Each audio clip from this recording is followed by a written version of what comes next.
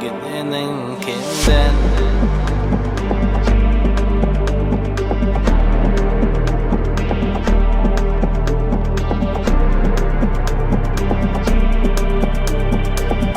Gidenin kimden? Bu ayrılık gengdel, hinil yaram şungdel.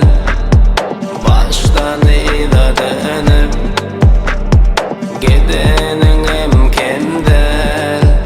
Yoksa mallarda yürüp yana, ömrüm sözlerde deyip kime?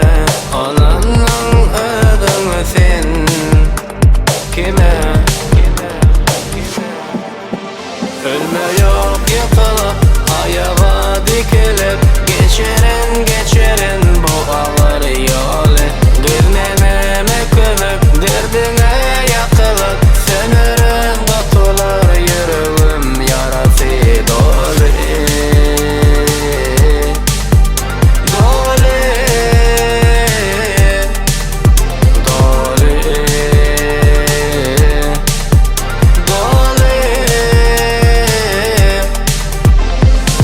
Diyen tüm dinim ahir, bilmen iştaki ahir. Senaki günahı geçirmez bilallahım. Kimden gidenin, gengdel bana edenin. Diyedin gözleden yönükken tutacaksan yerin ayıp. Xana kapı, açıla tuttun kapı. Sensiz bir gün nicekka yaşarın arkayın bakı.